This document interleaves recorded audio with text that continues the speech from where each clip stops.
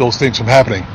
So this morning at 5:53 a.m., our guys were conducting surveillance in one of the nearby apartment complexes, and they heard a robbery go out over the radio. Our officers were able to determine that the suspect had run across the street into another apartment complex. As he ran across the street, he ran by one of our surveilling officers or detective vehicles. They jumped out. They gave chase on foot. As they gave chase on foot, the detective was very audible, and he was saying, police, stop," several times. At that point, the suspect ran to an apartment building, attempted to enter. He was armed with a firearm. The officer at that point fired 2 shots from his service weapon, striking that suspect, and now he's been transported to a hospital with life-threatening injuries. Our officer was not injured. His name is Detective J.G. Bennett, ID number 66417. This is his first officer-involved shooting. He's been with the Jacksonville Sheriff's Office for 13 years, and per JSO policy, he's been placed on administrative leave. Our suspect is Daniel Newton Neal. He's a black male, 1/1 of 1984. That makes him 37 years old.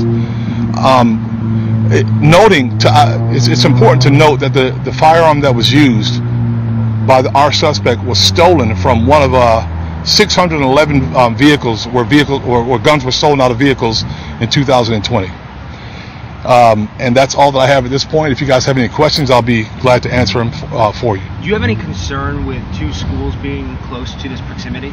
There's always concern when these things are happening around schools or in any neighborhood for that matter.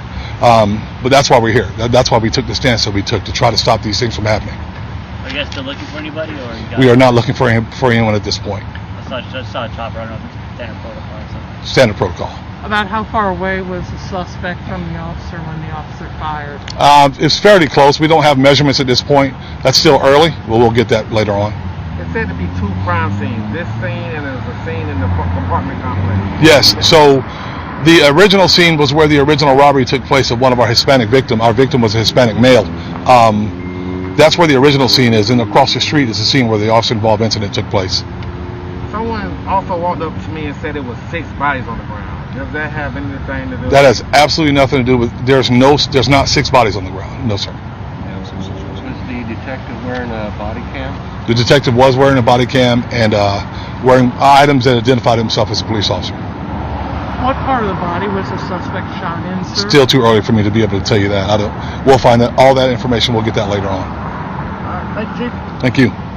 And Chief, if you could just state your name, please. We all know, but for the record. Chief T.K. Waters. And just to add really quickly, the State Attorney's Office is on scene, and they are conducting an independent investigation. All right? Thank you. Thanks, sir. May we please get the correct spelling of the officer's name?